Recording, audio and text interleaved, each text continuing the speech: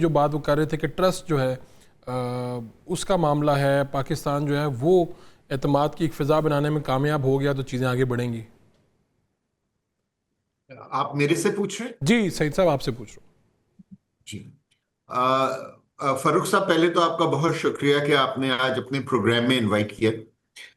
देखिए, खालिद चिश्ती साहब ने जिन चीजों की तरफ निशानदेही की है, मैं उन चीजों से एग्री करते हुए इस चीज को जरा थोड़ा सा और बढ़ावा देना चाहता हूं। देखिए, जंग जो है ना, वो एक स्ट्रेटेजिक इस उस स्ट्रेटेजिक स्टेट पे आ चुकी है कि ना ये जंग है और ना ही ये पीस है।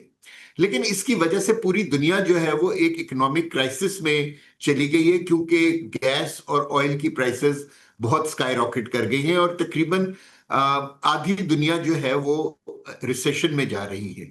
आपने आज एक और खबर भी सुनी होगी कि तकरीबन 27 ममालिक जो हैं, आउट ऑफ 101 जो कि वर्ल्ड बैंक के मेंबर्स हैं, उनमें से 27 ममालिक ने वर्ल्ड बैंक से लोन की दरखास्तें एंटर कर दी हैं।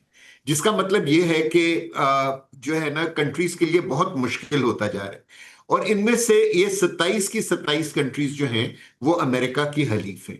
सो यहाँ जहां अमेरिका को इस जंग में एक नोट ऑफ विक्ट्री नहीं मिल रहा, वहां उसके जो हलीफ हैं वो भी उसके ऊपर प्रेशर डाल रहे हैं कि आप जो है अब इस जंग को किसी तरीके से खत्म करें।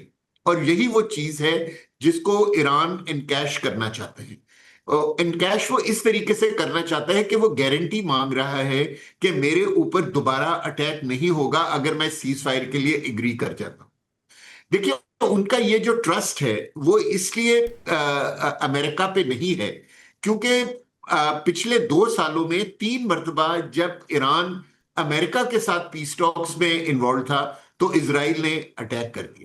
इसीलिए आपने कोई यस्टरडे या डे बिफोर यस्टरडे आपने प्रेसिडेंट ट्रम्प की वो स्टेटमेंट सुनी होगी कि उन्होंने कहा कि इसराइल वही करेगा जो मैं चाहता हूं, क्योंकि ईरान इस चीज की गारंटी मांग रहा है कि उसके ऊपर दोबारा अटैक नहीं होगा।